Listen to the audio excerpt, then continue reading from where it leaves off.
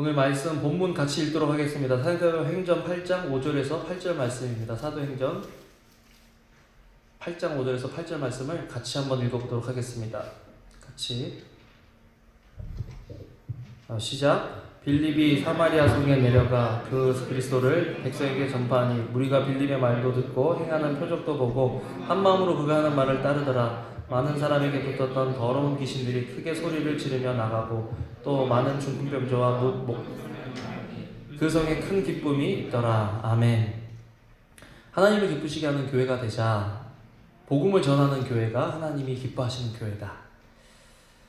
여러분, 우리 교회뿐만 아니라 교회는 여러분 한 사람 한 사람을 말씀드리는 거죠. 여러분 한 사람 한 사람이 교회입니다. 교회라는 것 한번 생각해 보신 적 있어요? 교회가 참 신비롭죠. 저는 사도행전을 보면서 사도행전을 통해서 하나님이 기쁘시게 하는 교회가 어떤 교회인지 찾고 같이 나누길 원한다는 생각으로 했는데 한참 한 것 같은데 아직 8장까지밖에 못 왔어요. 앞으로 가야 될 길이 멉니다. 그런데 오늘 보면서 복음을 전하는 교회가 하나님을 기쁘시게 한다. 여러분, 누군가를 기쁘게 하는 것 누군가를 기쁘게 하는 것, 지금 누구를 기쁘게 하려고 하느냐 하는 것들을 보면 우리 삶의 가치가 무엇인가가 나옵니다. 남편을 기쁘게 하려고 하면 아내의 가치는 남편이고, 남편이 아내를 기쁘게 하려고 한다 하면 그 남편의 가치는 아내죠. 여러분들에게 물어보고 싶습니다. 여러분들은 누구를 요즘 기쁘게 하려는 삶을 사느냐? 어떠세요? 어떤 대답을 하고 싶습니까? 나는 요즘 누구를 기쁘게 하려고 하느냐? 사람들이 알아주던 몰라주던 그 사람이 나의 노력에 어떻게 반응하던 반응을 하지 않던 나는 지금 누구를 기쁘게 하려고 하는가?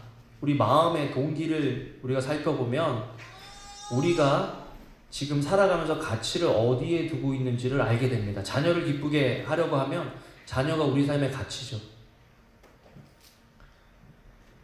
초대교회는 누구를 기쁘게 하려느냐? 초대교회는 하나님을 기쁘시게 하는 교회였다라는 것입니다. 오늘 우리가 읽은 본문은 사마리아 땅에 처음 세워진 교회에 대한 이야기입니다. 그 교회가 어떻게 세워졌는지 이야기하고 있습니다. 사마리아 교회를 처음 세운 빌립 집사님은 교회 분쟁이 있을 때 교회가 7분의 안수 집사님을 세웠는데 그 중에 한 분이 바로 빌립 집사님이었습니다. 빌립보서 6장 5절에서 6절 같이 한번 읽어보겠습니다. 시작. 온 무리가 이 말을 기뻐하여 믿음과 성령이 충만한 사람 스데반과 또 빌립과 브로고노와 니가노르와 디몬과 바메나와 유대교에 입교했던 안디옥 사람 니골라를 택하여 사도들 앞에 세우니 사도들이 기도하고 그들에게 안수하니라. 일곱 집사님들이 세워졌는데 여러분 생각해보세요. 한 3, 4만 명이 되는 교회에서 처음으로 안수 집사님을 뽑았는데 7명이 뽑혔어요. 그러니까 얼마나 대단하신 분들이겠어요. 그런데 그렇게 7 집사님들 가운데 처음에 주목받은 분은 스데반 집사였던 스데반 집사. 스데반 집사님이 주목을 받기 시작했습니다. 사도행전 6장 8절 읽어보겠습니다. 시작. 스데반이 은혜와 권능이 충만하여 큰 기사와 표적을 민간에 행하니. 스데반이 큰 기사와 표적을 민간에 행할 수 있었던 이유는 성령 충만했기 때문이죠. 하나님께서는 각 시대와 각 지역과 또 각 상황에 맞게 일으켜 세우시는 공동체, 일으켜 세우시는 사람이 있습니다. 그 인물이 스데반이었죠. 누군가가 쓰임받을 때 함께 기뻐하고 즐거워한다는 그거 쉬운 일이 아닌 것 같아요. 여러분 어떠세요? 여러분 자매님들 같은 경우에는 여러분 친구 남편들이 더 좋은 직장에 다니고 자기 남편보다 더 돈을 많이 번다 그러면 같이 막 기뻐해 주세요?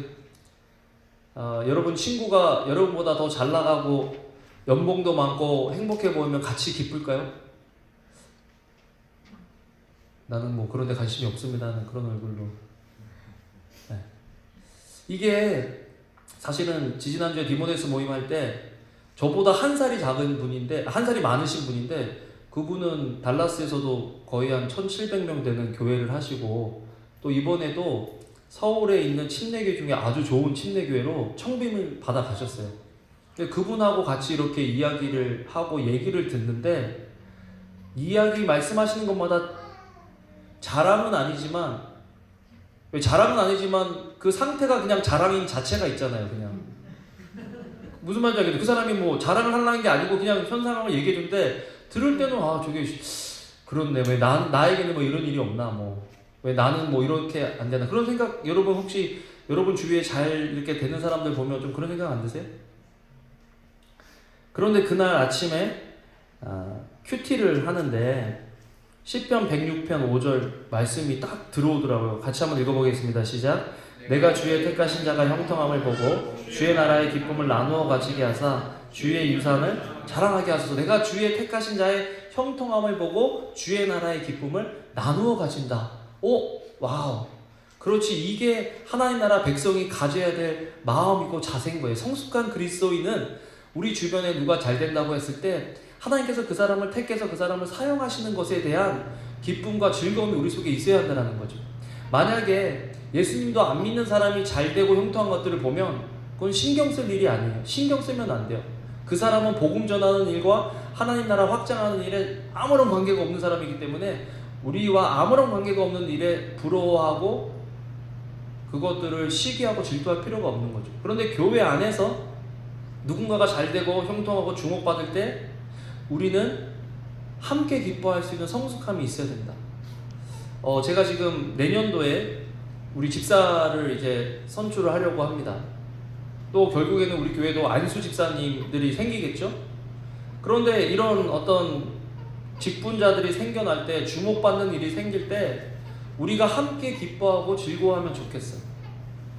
내가 당연히 거기에 껴야 되는데, 내가 주목받아야 되는데 내가 주목받지 못하더라도 되어지는 상황 속에서 그 사람을 인정하시고 사용하시는 하나님을 우리가 기뻐해주고 인정해줄 수 있는 성숙함이 우리에게 필요한 거죠. 빌립 이야기하기 전에 내가 왜 스데반 집사를 얘기하면요, 스데반 집사님이 너무 주목받아가지고요, 사실은 나머지 6 집사가 어떻게 했는지, 사역에서 분쟁을 어떻게 해결했는지에 대한 아무런 기록이 없어요. 그런데 또 그 문제 때문에 교회가 어려웠다라는 기록이 없는 것을 보면 7 집사님들이 그 분쟁을 잘 해결한 것 같아요. 그래도 주목은 스데반 집사님이 다 받았죠. 근데 스데반 집사님 어떻게 되셨죠? 순교하셨어요. 스데반 집사님이 순교하시고 그 다음에 하나님께서 쓰시는 사람이 누구냐면 빌립 집사였다는 것입니다. 여러분, 시대와 상황을 따라서 하나님께서 들어 쓰시는 인물들이 있다. 우리에게도요, 우리 인생의 목적과 그 목적을 따른 때가 있다라는 것을 우리가 알면 누군가 드러날 때, 누군가 주목받을 때 덜 시기와 질투가 날 수 있겠죠. 그리고 그 사람이 사용함을 받는 것을 기뻐할 수 있겠죠. 빌립 집사님은 자기의 때를 잘 기다린 그런 사람이었습니다. 하나님께서 어떻게 빌립 집사를 통해서 하나님이 기뻐하시는 교회를 세워나가는지 오늘 본문을 통해서 함께 배워봅시다. 먼저 1번, 첫 번째는 복음을 전하는 교회를 하나님이 기뻐하시죠. 빌립 집사님은요, 교회가 위기에 처했을 때 흩어진 사람 가운데 한 사람이었습니다. 사울의 핍박으로 인해서 교회는 위기에 처해 있었습니다. 연약해져 있었죠. 거의 깨졌어요. 교회가 생존할 수 있을까 하는 극심한 위기의 상황에 처해졌습니다. 그런데 재미있는 것은 그 연약함 속에 선교가 시작되고 그 연약함 속에 교회 개척이 시작되더라는 거죠. 재미있는 거는 초대교회가, 예루살렘 교회가 3만 명, 4만 명 됐을 때 선교사를 파송하고 선교의 일을 시작하고 개척을 하는 게 아니라, 교회가 깨지고 연약하고 어렵고 존폐 기로에 놓였을 때 이런 교회를 통해서 어떤 일을 할 수 있을까? 교회가 끝났다라고 생각할 때, 그때 하나님께서는 그 연약함 속에서 새로운 역사들을 일으키고 계시더라는 거죠. 사도 바울이 참 재밌어요. 하나님이 참 아이러니하신, 코믹하신 분이에요. 사울을 통해서 교회를 잔멸하셔서 교회를 다 흩으셨는데, 나중에 그 사울이 회심해서 선교지를 돌아다니면서 선교하고 교회를 세울 때 누가 그 교회를 세우는 일에 주축이 됐는 줄 아세요? 그 흩어진 제자들이 교회를 세우고 선교하는 일에 주축이 되었다는 거죠. 참 재밌죠? 사도행전 8장 4절 말씀을 같이 한번 읽어보겠습니다. 시작. 그 흩어진 사람들이 두루 다니며 복음의 말씀을 전할세. 흩어진 사람들은 제자들이었어요. 제자들의 삶 속에서 나타나는 제자됨의 가장 강력한 증거는요, 복음 전파입니다. 복음 전파하지 않고 어떤 직분, 또 내가 교회 생활 몇 년을 했다, 내가 헌금을 어떻게 하고 있다, 내가 어떻게 헌신하고 있다, 좋은 일이고 훌륭한 일이지만 직접적으로 우리 삶 속에서 복음을 증거하는 일이 없다면 우리는 지금 하나님이 우리를 부르신 부르심에 합당하게 살고 있는가, 우리의 삶을 한번 돌아볼 필요가 있다는 것입니다. 여러분, 교회의 본질이 뭐예요? 증인으로서의 삶입니다. 교회가 증인으로서의 삶을 가르치고 증인으로서의 삶으로 살아갈 것을 결단하지 않으면 교회는 교회가 존재하는 목적을 잃어버린 거죠. 아무리 화려하고 시스템이 잘 되고 좋은 일들을 많이 해도 하나님을 증거하는 일, 복음을 전파하는 일을 멈춘다면, 생각하고 있지 않다면, 거기에 대한 부담이 없다면 우리는 하나님께 책망받는 교회가 될 수 있다는 거죠. 제가 오늘 이 말씀을 왜 이렇게 당당하게 할 수 있냐 생각해보면, 제가 지난주에 전도를 해서 그래요. 사실은 지난주에 그랬잖아요. 설교하면서 세리토스에 이사간 사람들 전도해라, 또 라크라 센터에 있는 사람들 복음 전해라 얘기하다가 제가 고백했죠. 벨리에는 서목사님도 살고 나도 살고 시원조사님도 사는데 벨리에서 전도해가지고 온 가정이 아무도 없어서 우리가 참 민망하다, 마음이 짐이 됐어요. 설교 그렇게 하고 이번 화요일날 강주민 목사님이 하시는 어떤 그 세미나 모임이 한번 또 갔는데, 강사분이 개척교회 이야기를 하면서 전도해야 된다고 강조하는데, 전도해야 되는데, 전도하라고 설교도 했는데 어떻게 하지? 그렇게 하고서는 기도했어요. 거기서 하나님, 제가 전도할 수 있는 사람 한 명만 좀 보내주세요. 그랬는데 수요일날 컴퓨터 교실이, 제가 이제 여기 벨리 대한노인에 저희가 빌려 쓰고 어떻게 하면 이 지역을 좀 섬길까 하다가 컴퓨터 선생님이 필요하다 그래가지고, 제가 진짜 컴퓨터 아는 게 없거든요. 그런데 그분들 복음 전하려고 컴퓨터 선생님을 하는 거예요, 사실은. 그런데 뭐 이 이유 저 이유 이 핑계 저 핑계 해서 복음을 안 전하고 있다가 1년 반 전에 할아버지, 남편분 먼저 돌아가신 할머니가 한 분 계신데, 그분에게 수업 마치고 어머님 저랑 같이 가셔서 식사하세요. 마침 저희 집사람도 같이 도와줘가지고, 그래서 식사하면서 어머니 요즘 뭐가 제일 힘드세요? 라고 물어봤더니 어머님이 그러시는 거예요. 죽음이 제일 두렵다. 남편하고 50년을 살았는데 갑자기 남편이 이제 돌아가신 거예요. 그런데 남편이요, 가스도 넣어줘, 빌도 다 해줘. 그냥 이분은 밥만 하고 그 다음에 집에서 시만 쓰신 분인 거예요. 그런데 갑자기 남편이 돌아가니까 가스도 자기가 넣어야 되는데 어떻게 넣는지도 모르지, 또 서류를 다 이렇게 해야 되는데 어떻게 해야 되는지 모르지. 나중에는요, 서류만 봐도 토가 쏠리더래요. 하도 그게 스트레스를 받고 힘들어가지고. 요즘은 시를 쓰려고 하는데 죽음에 대해서 쓴다는 거예요. 여러분 생각해보세요. 죽음에 대해서, 항상 죽음에 대해서 생각하고 항상 죽음을 묵상하고 죽음에 대한 시를 쓰려니까 얼마나 우울하고 힘들겠어요. 생각할수록 두려운 거죠. 자기는 신앙이 있는데도 왜 죽음이 두려운지 모르겠다, 그런 말씀을 하셔서 복음을 전했습니다. 어머님, 예수님을 마음속에 모시면 예수님이 우리 죄와 죽음의 문제를 해결해 주셨기 때문에 그 예수님을 믿으면 그 두려움을 이길 수 있습니다. 근데 이 캐톨릭 다니시는 분들 참 위험한 것 중에 하나는 뭐냐면, 예수님과 직접적인 연관이 없지만 성당에 다니면 자기가 예수를 믿고 있다고 생각하시고 착각하시는 분들이 있어요. 우리 교회도 그럴 수가 있는데, 복음은 하나님과 우리 사이의 그 관계성 속에서 이루어지는 거지 지식에서 이루어지는 게 아니거든요. 하나님이 믿어지고 하나님과의 그 관계가 믿어지는 그 은혜가 우리에게 임할 때 그 구원이 임하는 건데, 할머니가 그런 게 없으시더라고요, 어머님이. 그래서 이번에 할머니 그렇게 식사 대접을 저희가 했어요. 할머니가 내신다는 걸 저희가 냈더니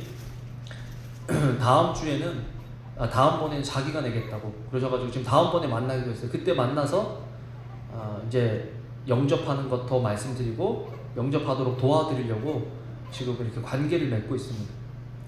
더 재밌는 거 뭔지 아세요? 1부 때 설교, 이 설교하면서 여러분들도 눈 감고 하나님 나에게 전도할 사람 한 명만 보내주세요. 그렇게 기도하라고. 그리고 저도 모르게 이런 말 잘 안 하는데 하나님 제가 매일은 아니지만 일주일에 한 명씩은 전도할 수 있게 해주세요 라고 기도했어요. 눈 감아 봅시다. 따라해보세요. 하나님 저희가 일주일에 한 명씩은 전도하게 해주세요. 예수님 이름으로 기도합니다. 아멘. 그렇게 기도했잖아요. 그런데 석환이 형제가 오늘 자기 친구 동생을 데리고 왔어요. 그 설교하다가 제가 또 말한 게 있잖아요. 때를 어떤지 못 어떤지 나중에 그 설교 집중에 나와요. 그래가지고 사실 여러분들이 예수님 잘 안 믿는 동생 데리고 왔는데 제가 막 그 앞에서 전도하면 여러분 좀 쑥스러워요? 아니면 우리 목사님 너무 오버하시는 거 아닌가? 어떤 생각이 드세요? 모르겠어요. 그렇지만 나는 때를 어떤지 못 어떤지 전도하라 그래가지고요. 딱 앉혀놓고 제 구석에서 딱 앉혀놓고 사람도 다 나고 구석에 앉혀놓고 석환 형제도 여기 있고 석환 형제도 들으라고 복음을 전하고 예수님 영접하겠냐? 영접하겠대. 그래서 예수님 영접했어요. 저는 이번 주에 할 일을 다 했습니다. 야, 근데 굉장히 이쁜 거예요. 청년이에요. 청년. 25살짜리 청년이 예수님을 영접한 거예요. 얼마나 기쁜지 모르겠어요. 더 좋은 건 뭐냐면요, 그렇게 기도했더니 하나님이 복음 전할 기회를 주신다는 거예요. 야, 이게 참 저에게 도전이 될 뿐만 아니라 저에게 위로가 되는 거예요. 제가 어떻게 기도했냐면, 저는 목사라 맨날 믿는 사람들만 만나는데 안 믿는 사람 어떻게 만나죠? 그랬는데 그렇게 기도했더니 하나님께서 기회를 주시더라고요. 여러분, 복음을 전하는 교회를 하나님이 기뻐하십니다. 그렇다면 복음의 내용은 뭐냐? 첫 번째는 그리스도를 전파해야 된다는 거예요. 베드로전서 5장 1절을 같이 한번 읽어보겠습니다. 시작. 너희 중 장로들에게 권하노니 나는 함께 장로된 자여 그리스도의 고난의 증인이요 나타날 영광에 참여할 자니라. 이 땅에서 우리의 정체성은 그리스도의 고난을 증거할 사람이다. 그리스도의 고난이 뭐죠? 십자가. 우리는 십자가를 전파해야 되는 사람이다라는 게 우리의 정체성이에요.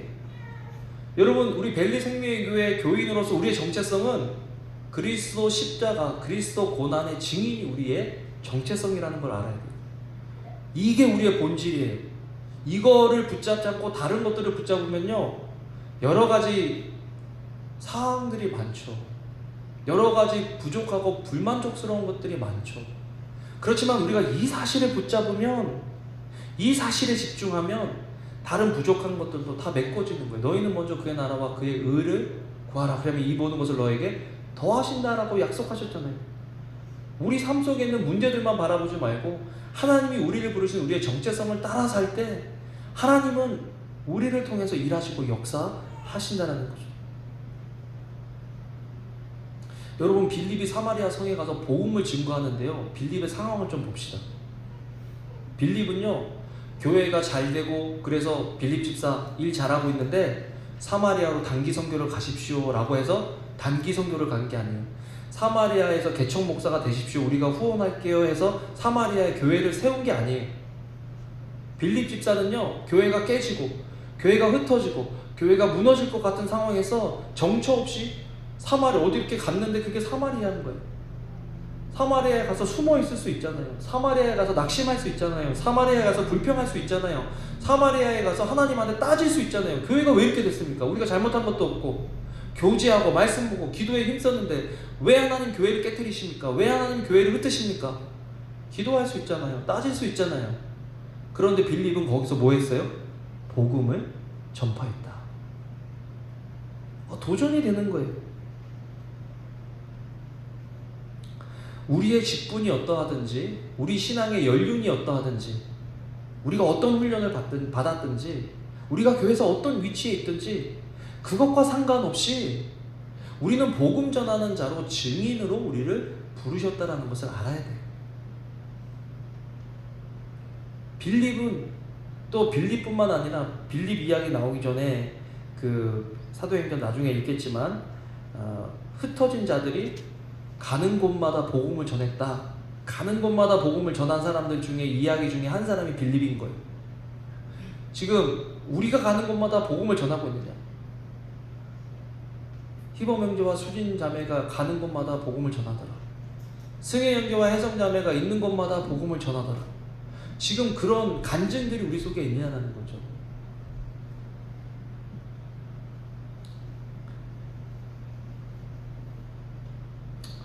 이 2주 복음 전해놓고 이렇게 강력하게 설교를 하려니까 저도 많이 찔리네. 그래도 저는 매주 여러분들한테 간증하면 좋겠어요. 여러분, 내가 이렇게 했는데 욕 뒤지게 먹었다. 또 이런 간증도 하겠죠. 어떤 목사님은요, 한국 가셔서 정장을 입고 복음을 전했는데, 자기가 복음을 전하는데 자기를 쳐다보는 눈빛과 주변에 있는 사람들이 자기를 쳐다보는 눈빛이 이런 눈빛이더래요. 저 사람은 멀쩡해가지고 왜 복음을 전하지? 이런 눈빛으로 자기들을 쳐다보더래요. 지금 한국의 분위기는요, 예수님 직장에서 학교에서 예수님 믿는다 그러면 왕따를 당하는 분위기라는 거예요. 저 사람이 뭐가 이상해서 뭐가 부족해서 미친 거 아니야? 왜 예수 그리스도를 전파해? 왜 복음을 증거해? 지금 이런 분위기라는 거예요. 그런데 그런 분위기에서도 우리가 복음을 증거하는 사람으로 서야 된다. 지금 미국이 얼마나 그래요? 일하는 데서 복음 전하면, 우리 동주 형제 일하는 디즈니에서 복음 전하면 뭐라 그러겠어요, 사람들이, 그죠? 뭐라 그럴까? 되게 궁금하네요. 불법이죠. 불법이래요. 직장에서 복음을 전하는 게 불법인가요? 불법이래요. 그래서 요한 형제가 요즘 전도를 잘 못하고 있구나. 여러분, 우리가 이런 상황, 이런 분위기에서 복음을 전한다는 것 쉬운 일이 아닌데, 초대교회는 우리보다 쉬웠을까요? 초대교회는 우리보다 편안했을까요? 초대교회는 복음 전하다가 죽는 교회가 초대교회였는데, 잡혀가는 교회가 결코 쉽지 않았겠죠? 우리가 지금 그런 시대를 살고 있다는 것. 그런데도 여전히 성경은 우리에게 복음을 전하라고 명하고 있다는 것은 우리가 기억하고 받고 순종해야 될 그런 말씀이라는 거죠. 근데 이 복음을 전하려면 먼저는 복음을 받아야 돼요. 고린도전서 15장 3-4절 같이 한번 읽어보겠습니다. 시작. 내가 받은 것을 먼저 너희에게 전하였노니 이는 성경대로 그리스도께서 우리를 죄를 위하여 죽으시고 장사 지낸 바 되셨다가 성경대로 사흘 만에 다시 살아나셨다. 여러분, 우리는 받지 않은 것을 전할 수 없어요. 우리는 받은 것을 전해야 돼요. 우리가 복음을 받았다면 복음을 전해야 된다. 에스겔서 33장 6절 한번 읽어볼까요? 시작. 그러나 칼이 임함을 파수꾼이 보고도 나팔을 불지 아니하여 백성에게 경고하지 아니하므로 그 중에 한 사람이 그 임하는 칼에 제거당하면 그는 자기 죄악으로 말미암아 제거되려니와 그 죄는 내가 파수꾼의 손에서 찾으리라. 여러분, 만약에 신문에 이런 뉴스가 나면 어떻게 될까요? 어떤 의사가 지나가는데 심장마비 환자가 쓰러져서 옆에서 죽어가고 있는데, 그 사람을 치유할 수 있는 기술과 그 사람을 치유할 수 있는 지식과 그 사람을 치유할 수 있고 살려줄 수 있는 경력이 있었음에도 불구하고 그냥 가만히 있고 거기를 지나갔다. 그래서 이 환자가 죽었다 그러면 이 사람에 대한 댓글이 어떻게 달릴까요? 너도 죽어라, 나가 죽어라, 뭐 별의별 말 많겠죠. 네가 의사냐? 우리 주변에 예수님 믿지 않으면 죽을 것이라는 그 영혼들이, 우리와 상관이 있는 사람들, 우리와 친한 사람들, 심지어는 그런 사람들이 우리의 주변에 있는데, 만약에 우리가 복음에 대한 명확한, 믿지 않는 자에게는 이게 멸망이다라는 이 복음에 대한 명확한 확신이 우리 속에 있으면서도 우리가 그 사람들을 지나친다면, 우리의 이웃을 지나친다면 우리는 어떻게 될까요? 에스겔서가 지금 그걸 이야기하고 있는 거예요. 네가 그 피 죽은 것들에 대한 그 죄는 내가 파수꾼의 손에서 찾는다. 하나님이 저와 여러분들에게 복음을 먼저 전해주신 이유는 우리 사업 잘 되고 가정 잘 되고 평안하라고 우리를 부르신 것이 아니라 증인으로서의 삶을 살라고 저와 여러분들을 부르셨다라는 거죠.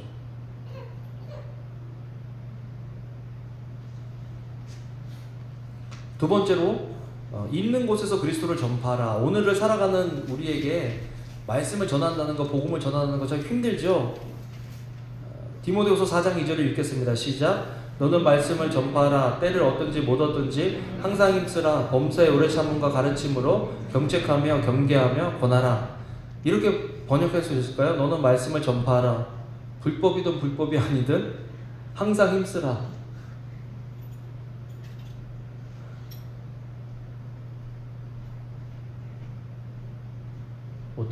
어떠세요, 여러분?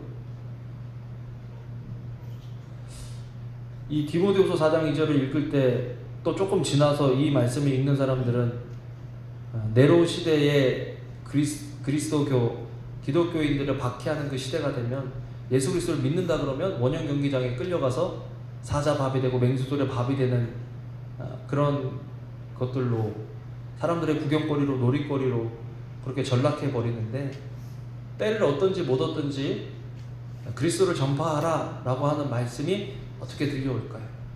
그리스도를 전파하면 당신의 집이 뺏길 것입니다. 그리스도를 전파하면 당신의 사업이 문을 닫을 것입니다. 그리스도를 전파하면 이제까지 부었던 소셜 베네핏이 없어질 것입니다. 그런 것들이 우리에게 온다면 그때도 이 말씀을 받을 때 우리는 어떻게 그 말씀에 반응을 할까요?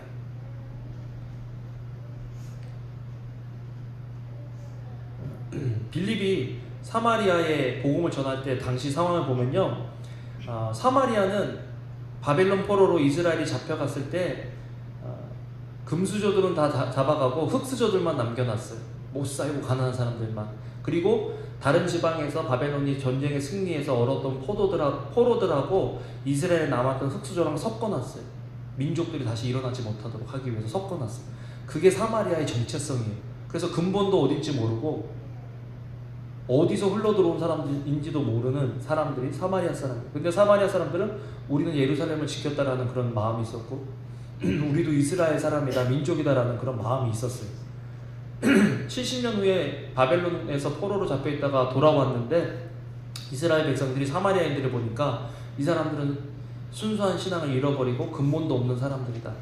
그래서 성전을 건축하는 일과 공동체를 세우는 일에 이 사람들을 배제시켰어요. 신앙도 없으니까. 그렇게 해서 400년, 500년을 이스라엘과 사마리아는 서로 앙숙이 돼서 사는 거예요. 그런데 빌립이 사마리아로 갔어요.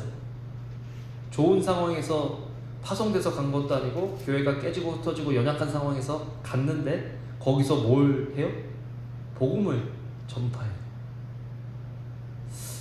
쉬웠을까요? 어려웠을까요? 어려웠을 것 같아요. 지역적으로는 가장 가깝지만 정서적으로는 가장 먼 대상이 사마리아였는데 예수님께서 그러므로 성령이 너희에게 마시면 너희가 권능을 받고 예루살렘과 사마리아와 온 유다와 땅끝까지 이르러 내 증인 되리라 할 때 그 사마리아를 왜 거기다 집어넣으셨을까라고 생각해보면 가깝지만 정서적으로 먼 그 사마리아. 여러분 이번에 기도하면서 뭐 모르는 사람에게도 복음을 전할 수 있겠지만 왜 정서적으로 먼 사람, 나랑 안 맞는 사람, 이런 인간은 복음을 전해도 예수 그리스도를 믿지 않을 거야 라고 생각하는 그 사람이 있다면 기도하고 그 사람에게 한번 복음을 전해보세요. 이번 주에 정서적으로 먼 사람 분명히 있습니다. 아마 그 사람이 우리에게 있어서 가장 먼 사람일 거예요. 그 사람이 누구냐는 거예요. 그 사람, 나를 힘들게 하는 그 사람. 저 인간은 예수님 안 믿을 것 같아서 예수님 얘기조차 꺼내지 않았던 그 사람은 누굴까? 우리가 그 사람에게 한번 복음을 전해보면 어떨까요? 그런데 빌립이 그 사람에게 복음을 전했는데 그 마을에 가서 복음을 전했는데 사마리아 사람들의 반응이 그냥 폭발적이에요. 말씀을 전하니까 하나님께서 그 말씀을 전하는 데에 증거와 능력을 주시기 위해서 성령을 부어주셔서 병자들이 낫고 중풍병자들이 낫고 못 걷던 사람들이 걷고 귀신들이 쫓겨나는 그런 역사들을 막 일으켜주시는 거예요. 복음을 전하니까, 하나님 말씀대로 순종하니까, 하나님을 기쁘시게 하는 일을 하니까 하나님들이 그 일을 더 잘하라고 도와주시는 거죠. 저는 올해 우리 교회에 그런 증거들이 많았다고 생각해요. 특별히 선교와 구제에 있어서는 우리가 예산에 세운 것보다 훨씬 많이 선교와 구제를 했는데 제 생각에는 직접 계산해보지 않았지만 예산에 넘어가는 그 범위들에 있어서는 하나님이 다 채워주셨어요. 우리 호피에 선교 갔을 때도 하나님께서 우리 교회 땅을 누가 주차장으로 사용한다 그래가지고 4개월 계약을 했는데 5개월 동안 썼다고 5개월치 돈을 냈어요. 3,500불씩 해서 5개월이면 얼마죠?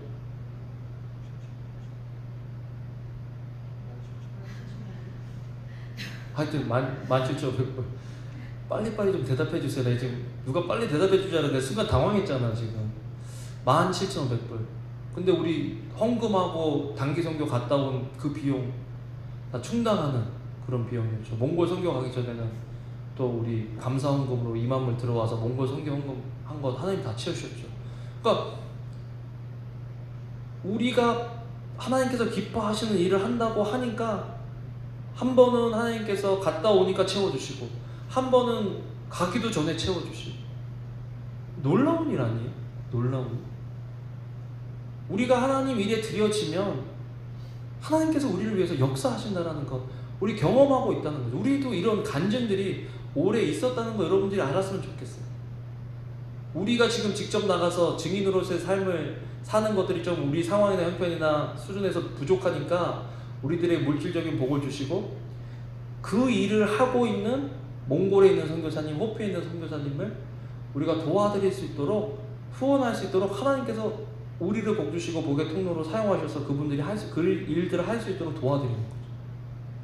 야, 난 너무 감사한 거예요. 하나님이 기뻐하신다 이건.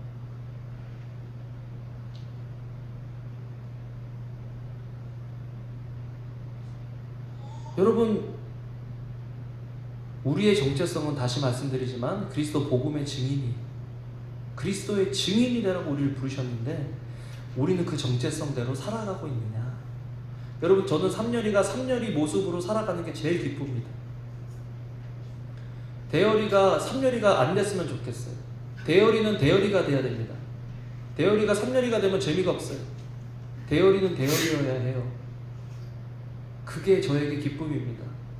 하나님의 기쁨은 형제자매가 형제자매일 때 하나님이 제일 기뻐하고 수홍 형제가 수홍 형제일 때 하나님이 제일 기뻐하는 거예요. 그런데 그 모습이 우리에게도 기쁨이 되느냐? 하나님의 기쁨이 되는 그 모습을 나도 기뻐하고 우리도 기뻐하고 있느냐? 여러분, 남편이 여러분들이 원하는 모습으로 변화되도록 기도하는 게 아니라 남편이 하나님을 기쁘시게 하는 형상으로 변화될 수 있도록 기대하는 것이 우리가 기대하시는 최고의 기대의 모습이라는 거예요. 우리에게 그런 기대감이 있냐는 거예요. 정말 하나님이 기뻐하시는 인물이 되었을 때 내가 내 남편을, 아내를, 자식들을 기뻐할 수 있냐는 거예요. 선우가 공부를 엄청 잘해요. 막 공부를 엄청 잘하면 어디 가지? 하버드 뭐 이런 데 가나? 예일 하버드를 갔어요. 학비도 좀 많이 들었어요. 신앙도 좋대요. 막 교회도 열심히 다닌대요. 그런데 단기 선교 갔다 와가지고 선우가 엄마 아빠 하나님이 나 선교사로 부르셔서 나 선교사 해야 될 것 같아. 막 얼씨구 좋구나 막 할렐루야 막 그럴 것 같아요. 아니면 저 인간 내가 어떻게 키웠는데 쟤를 선교사로 바쳐야 되나. 빚은 아직 학자금 빚이 20만 불이 있는데 빚은 갚고 선교사로 가야 되는 거 아닌가 막 그런 생각 안 들겠어요? 하나님이 기뻐하시는 그 형상이 우리 속에 회복되어질 때 정말 나도 그 사람을 기뻐하고 정말 나도 내 자신을 기뻐할 수 있겠느냐.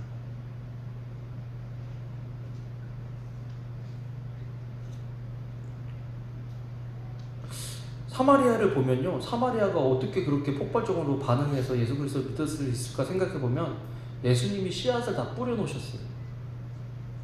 예수님께서 요한복음 4장에 보면 우물가에 한 여인을 만나시죠. 사마리아 성을 지나가십니다. 예수님이 전략적으로 한 여자를 구원하시기 위해서 그 성을 지나가셨지만 나중에 빌립을 통해서 거기 교회가 세워질 것들을 기대하면서 아마 가셨던 겁니다.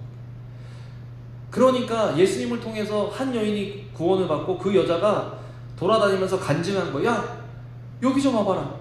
내가 이때까지 살아온 그 방식, 내가 이때까지 살아온 그 부끄러운 삶의 내용을 다 알면서도 나랑 말을 섞고 나를 구원해 주신 선생님이 있는데 너희들도 와서 보라고. 너희들도 와서 보라고. 그래가지고 그때요 엄청나게 많은 사람이 예수 그리스도를 믿습니다. 그리고 예수님이 가시고 십자가 지시고 돌아가시는 거예요. 그런데 그 씨앗들이 죽어있는 것 같은, 드러나지 않았던 그 씨앗들이 빌립이 와서 복음을 전하니까 막 폭발적으로 일어나는 거예요. 그 성, 그 사마리아, 그 예수 그리스도에 대한 소문과 그 예수 그리스도의 복음이 빌립을 통해서 싹을 틔우기 시작하는 거죠. 놀랍지 않아요? 여러분, 나는 사마리아라고 생각했는데, 나는 저 사람은 안 될 거라고, 저 사람만은 아닐 거라고 생각하는데, 사실은 하나님이 이미 그 사람 속에서 역사하신 그 흔적들이 있는 사람들은요, 딱 던지기만 하면 복음을 믿는다라는 거예요. 여러분, 그 성경에서 지식이라는 게요, 어떤 지식은요, 경험적으로 오는 지식이 있고요, 어떤 지식은요, 제가 또 배웠는데, 어떤 지식은요, 위에서 임하는 지식이 있대요. 위에서 임하는 지식. 이거는 누구가 똑똑하고 누가 노력해서 얻어지는 지식이 아니고요, 딱 들었는데 깨달아지는 지식. 복음이 바로 그런 거예요. 저도 요번에 그 형제한테 복음을 전하면서 나는 믿어지지만 저 형제가 이 이야기를 믿을 수 있을까, 그런 생각 여러분 복음 전하면서 있으세요? 그런데 갑자기 그런 생각이 드는 거야. 야 은광아, 네가 아무리 개떡같이 설명을 해도 복음의 내용만 있으면 하나님께서 위에서 주시는 지식이 있어서 그 사람에게 임하면 그 사람이 깨달아지니까 너는 그냥 명확하게 복음을 전해라. 그래서 복음을 전했더니 그 형제가 믿겠어요? 믿겠대요. 같이 기도할래요? 기도하겠대요. 그래서 같이 믿고 영접기도 했어요.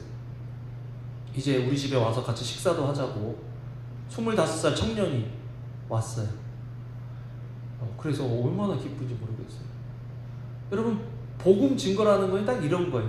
내가 해야 될 파트는 입을 열어서 증인이 되는 거고, 하나님이 하셔야 될 파트는 그 지식이 임해서 그 사람이 깨달아지도록 해주시는 거고, 그거는 하나님께 달린 거예요. 이번 주에 정말 저같이 익사이링한 간증이 여러분들의 있기를 주님의 이름으로 축원합니다. 아멘. 두 번째로, 그러면 누가 복음을 전하느냐? 복음을 누리는 사람이 복음을 전해요. 복음을 누리지 않는데 어떻게 복음을 전해요, 여러분? 그거 거짓말이죠. 그렇게 못해요. 복음을 누려야 전해요. 예를 들어서 지난주에 누린 복음은 무엇입니까? 제가 여러분들한테 물어보겠습니다. 복음의 어떤 내용을 누리셨습니까? 그 내용을 증거해야 되는 거죠. 내가 복음을 누리지 못하고 있는데 어떻게 복음을 전해요? 사도행전 8장 7절을 같이 한번 읽어보겠습니다. 시작. 많은 사람에게 붙었던 더러운 귀신들이 크게 소리를 지르며 나가고 또 많은 중풍병자와 못 걷는 사람이 나으니. 복음을 누리는 것은 여러분 실제적인 거예요. 그냥 생각적인 게 아니에요. 그냥 마음의 평안 정도가 아니에요. 요한복음 14장 27절 읽어보겠습니다. 시작. 평안을 너에게 끼치노니 곧 나의 평안을 너에게 주노라. 내가 너에게 주는 것은 세상이 주는 것과 같지 아니하니라. 너희는 마음에 근심하지도 말고 두려워하지도 말라. 할머니한테 이 말씀 얘기해 줘야 되겠네, 그죠? 할머니가 지금 죽음이 두렵다 그랬잖아요. 근데 예수님 믿으면 평안이 있는데 그 평안은 마음에 근심도 안 하고 두려워하지도 않아야 되는 그런 평안이니까. 그 평안이 누구에게로부터 와요? 예수님. 누구에게 있어요? 예수님. 그 예수님이 우리 마음속에 계시면 그 평안이 누구에게 있어요? 우리에게. 여러분 평안하세요? 오늘 사랑이한테 오늘 계속해서 제가 질문하는 질문이 있습니다. 우리 시원 전도사님 사랑이 있죠? 사랑이한테 그래요. 사랑아, 행복해? 그러면 사랑이가 고개를 끄덕거려요. 무슨 말인지 알고 그런지 모르겠는데 사랑이가 웃을 때마다 물어봐요. 사랑아 행복해? 행복하냐? 여러분 어떠세요? 여러분 행복하세요? 여러분 어떠세요? 여러분 평안하세요? 사실 그게 이 세대의 복음이에요. 이 세대는요, 행복과 평안에 목숨 겁니다. 행복하고 평안해지기 위해서 소비하고 행복하고 평안해지기 위해서 자기를 훈련하고요, 관리합니다. 그런데 저 인간은 별로 돈도 안 쓰고 또 관리도 안 하는 것 같은데 얼굴이 맨날 평안해, 얼굴이 맨날 기뻐, 얼굴이 맨날 행복해, 하는 말끝마다 감사하다 그래. 그게 증언이에요. 그게 증거예요. 그럼 사람들은 물어보겠죠. 야, 너는 왜 이렇게 기쁘니? 그렇게 물어오는 사람들이 우리 속에 있어요? 그게 이 시대의 복음입니다, 여러분. 그런 복음을 증거할 수 있는 저와 여러분들 되시길 주님의 이름으로 축원합니다. 아멘.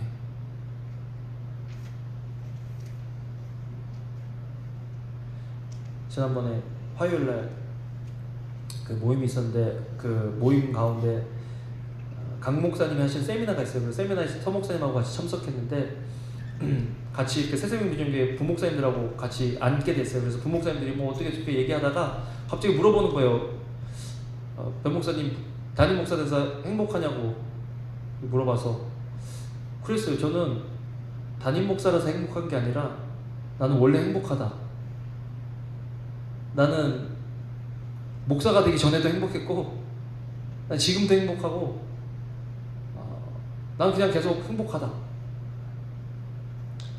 무엇 때문에 행복하고 무엇 때문에 불행한 게 아니라 이 복음 안에서 행복하고 복음 안에서 평안한 것, 그것이 우리에게 있어서 가장 큰, 정말 복음을 경험했다면, 정말 복음을 누리고 살아가고 있다면 어떤 상황 속에서도 우리는 평안할 수 있고 기뻐할 수 있고 감사할 수 있고 행복할 수 있는 사람이 되어야겠다는 거죠. 그때 복음을 전할 때 힘이 있는 거예요. 그때 복음을 전할 때 능력이 있는 거예요. 빌립이 교회 깨지는 거 봤잖아요. 무너지는 거 봤잖아요. 흩어지는 거 봤잖아요.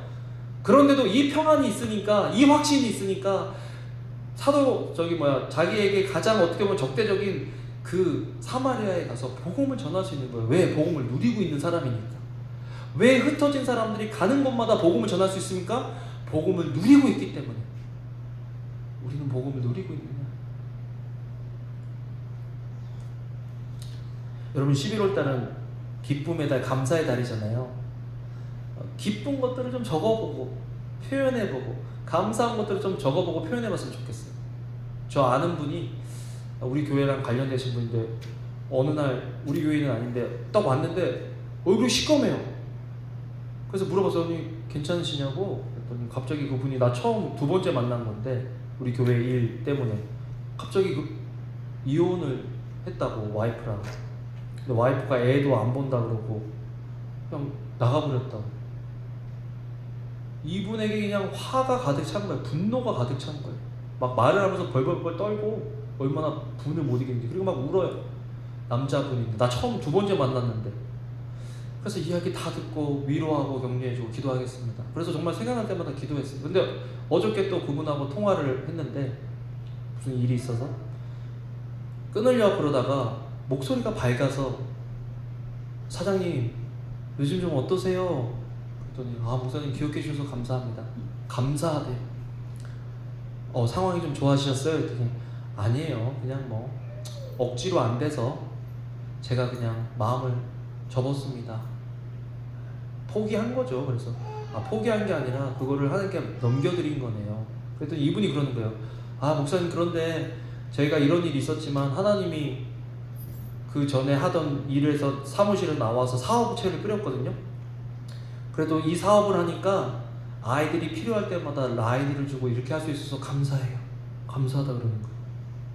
또 하는 말, 우리 어머님이 지금 아이들 봐주시고 있는데요. 아이들 표정이 많이 밝아져서 감사해요. 말끝마다 감사하다는 거예요. 말끝마다. 상황은 바뀌지 않았어요. 상황은 좋아지지 않았어요. 그때 그 가정 깨진 상황 그대로고 와이프는 계속 애들을 버렸어요. 근데 감사하대요. 그게 감사한 게 아니라 그 상황 속에서 하나님께서 주시는 것들이 감사하다라는 거예요. 왜 이런 분이 예수님에 대해서 얘기하면 이게 복음이고 증인인 거예요. 우리는 지금 어떤 그리스도를 전하고 있습니다. 우리의 대화 속에 감사함과 기쁨이 있느냐? 우리가 만나는 사람 속에 나 예수님 때문에, 예수님이 이렇게 해주셔서 나 너무 감사해, 너무 기뻐. 다른 사람들이 보기에는 집도 우리보다 작고 월급도 우리보다 작게 받는 것 같고 차도 나보다 후진 것 같은데 쟤는 왜 이렇게 감사하지? 예수님 안 믿는 사람들은요 그렇게 감사한 거리가 없어요. 왜? 감사할 대상이 없기 때문에. 자기들이 이루었다고 생각하기 때문에. 여러분 이 세상에서 제일 불행한 사람은 감사할 대상이 없는 사람이 제일 불행한 사람이에요. 우리에게 감사할 대상이 있잖아요. 하나님이 계시잖아요. 그 하나님께 감사하고 그 하나님을 증거하는 삶, 그게 증인으로서 사는 삶을 사는 것 삶이고 그 삶으로 초대하는 게 복음 전파라는 거예요. 말씀을 맺겠습니다. 하나님을 기쁘시게 하는 교회가 됩시다. 여러분 진짜 하나님을 기쁘시게 하는 교회가 됩시다. 우리가 사람에게 인정받고 뭐 그런 거 아니더라도 하나님을 기쁘시게 하는 삶은 복음을 전파하는 삶. 협브라더 복음을 전파하는 사장님이 되세요. 내가 상대방에게 줄 수 있는 최고의 것은 복음이다. 따라해 봅시다. 내가 상대방에게 줄 수 있는 최고의 사랑은 복음이다. 안 믿는 사람에게 최고의 사랑은 복음이에요. 우리에게 그게 있잖아요. 그래서 그거를 전할 수 있는 저와 여러분들 되시길 주님의 이름으로 축원합니다. 아멘. 하나님 감사합니다. 하나님 사랑합니다.